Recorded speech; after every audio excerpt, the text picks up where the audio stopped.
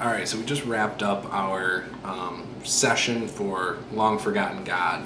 And what happened was, well, first of all, it's 2 a.m., so bear with me if I don't remember things. We stopped playing about 2 hours ago, and some of us hung out and talked for a while. Actually, it was about three and a half hours ago we stopped playing. But we talked for a while, and so some of this might not be correct, and I'll have to go back and watch my video to find out what happened, actually. So anyways, we had, we picked up the session with everybody going back into Pinerun from last game. And as they headed back to Pinerun, as they got close, it got a little dark, and Harlemew was spotted in the bushes. So Harlemew pulled him back and had him meet him in a magical cave that he had concocted there to discuss some things and some of his suspicions about the town militia and things along those lines. And how Hunter Dark was acting funny. So he ended up talking about that with them, and then, you know, obviously everyone went back into town. So that's kind of what happened, and then the players were seeking a counsel with him, decided to plant a letter on him. So the rogue decided to bump into him and sleight of hand put a note in his bag. So did that. Nate, Malcolm, our cleric, ended up going and running into the girl that he had seen, or that likes him, and she gave him a present. So that happened. The players did various things in their downtime for a week. So there was downtime for a week before they planted the note and all that. So in their downtime, the Eldritch Knight studied spells. The Druid tried to figure out the hierarchy of the town again. The Rogue gathered information on the militiamen as best as she could. And Malcolm scouted the local scenery around the city of Pinerun. But as he came back into Pinerun on that final day, he ran into the girl who liked him, and she gave him a trident with a snake wrapped around it as a gift that she bought in the town square. Now, the players decided to plan a note. They did that, telling Hunter Dark to meet them at night out in the woods. They gave him coordinates and everything, and he's a ranger, so it wouldn't be hard to find it. So they did that and decided to go meet him out in the woods and tried to get some information about different people and notice anything odd going on. So at the rendezvous point, Hunter Dark poked up around from behind them and had some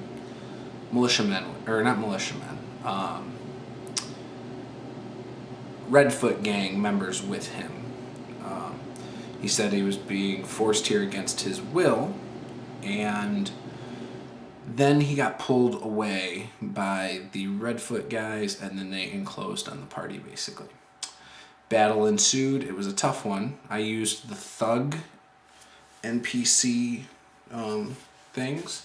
I bumped their armor class based on their dex. I upped their dex. But I basically used a thug. And so they got pack tactics. I didn't do multi-attack, which I should have done, but at the same time, if I would have done it, it would have been much more lethal, and they probably would have dropped. All of them would have. But it ended up being just tough enough, so that was good. I liked the difficulty.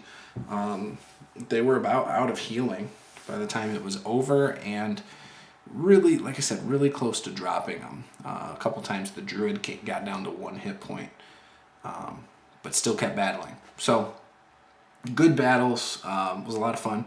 And so then they wiped them all out, took 4 outfits for themselves, and 4 sets of red boots off of them. They were all in black, and they had red boots, leather boots, and so that's kind of where they get their name.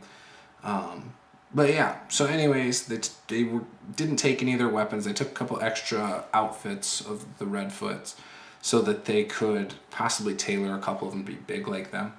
Now there were a couple females, a couple males. They were all elves in the Redfoot gang.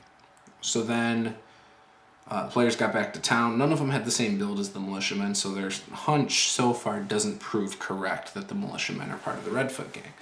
The rogue did overhear a couple of the guys talking about how good it was that the Redfoot gang was in town. So, you know, and how it's a good thing and they're excited about it. So anyways, that's why they had that hunch. So the rogue snuck back into town while everybody else stayed back. And this was the next day, by the way. They set up camp and everything.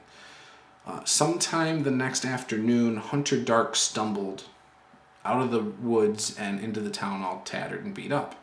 So all the players went into town. And, you know, he said that he had basically escaped off of like a wagon or a cart, unbound himself, and got back to town.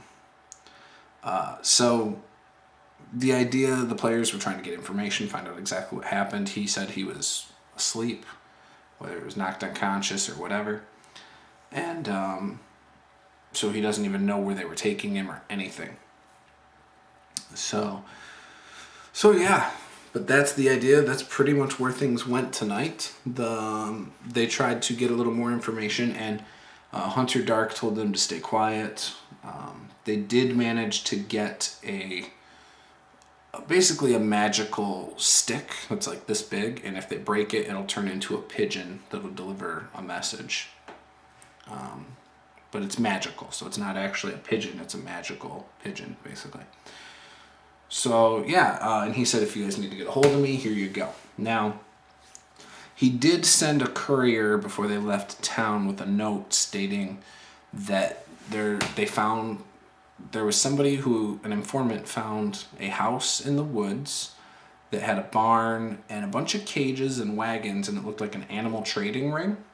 And it's believed that that's where the manacled animals have escaped from. They found a bunch of dead animals in a pit nearby. But that's it. And that's what the players know. Now the players are like, oh, this is stupid. This doesn't make any sense. Why are we going this direction? So they went and confronted Hunter Dark, and he explained that he thinks that the Redfoot gang could be behind that because they're out for financial gain. Well, selling animals on the black market, especially some of them that aren't animals, they're beasts, is a way that they could be also financing themselves in the area. So that was one of his things, and he suggested they could look into it and possibly dig a little deeper with that to potentially identify these guys as working with the Redfoot gang or dealing with the Redfoot gang. But he wanted them to go look into this a little bit. So yeah, that's where we left off. It was a lot of RP in the session. Not a lot of combat. Things I take away from it is because I didn't prep real well. I had some stuff that came up. I think I need to bring it back to a little bit more combat with this group. I think I would enjoy it more. I think the group would probably enjoy it more. So maybe some more dungeon diving and things like that. And I really just need to flesh out my prep a little better. Just my opinions. Yeah, I think I could do a better job relaying the information that I know I want to relay. I think those are my downsides. My prep hasn't been put into this as much as it should lately. I'm having fun. I love this group, actually. They're awesome. They really are really cool. I think we blend well. We get into some side talks, but we have a good time. So, and that's what's most important. We might be picking up a new player here soon. There's a guy who messaged us that we might bring into our games. And then there's a guy who, before I even knew of that, I had invited another guy to join us who might not have the availability. So it's one of these two guys might be joining us. And we've talked about it. We like our chemistry as a group. So it's not something we want to ruin. But at the same time, I think we have a strong enough group that we could get through it. So yeah, we'll see what happens.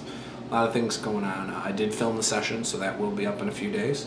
And yeah, just seeing how this goes. I'm having a blast, you know. I know the downfalls of the game so far are on me. The last few sessions, 2 sessions ago or whatever, whenever we fought the vampire, 2 sessions ago I think that was an awesome session. Tonight's session, mainly because of me, I didn't have fully fleshed out stuff. I didn't have a clear direction for him. And so I think that it lacked a little bit. It was like a little bit of them reaching for straws and me not giving them any. So I need to do a better job again. And that comes with prep. I just didn't prep, and I know that. So, yeah, next game should be a lot better. But yeah, thank you for watching this. I hope you enjoy these recaps of our sessions. And be sure to like, comment, and subscribe. Tell me your thoughts on where you think I should go with this. Right now, their seeds or hooks they have a key, a petrified tongue, which is also a key. They also have an arrow of elemental ammunition, which is also a key of some sort, but it also is a saving throw, basically a death saving throw for any elemental that it hits. It's all gold, so it stands out. They also have, like I said, these manacle monster things. That's one of their hooks. There's the Sandstrom and Pinerun potential war brewing.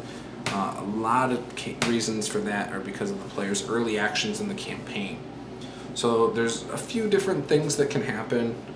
Certain things are happening behind the scenes that I've thought out already. But I'd love to hear your thoughts. I love when the viewers give me ideas. I do try to take some of them here and there and put them into my games. So be sure to tell me what you think in the comments below. And subscribe if you're not a subscriber. But yeah, so that's it. I hope you enjoyed this, and I'll see you next time. Thank you. Bye-bye.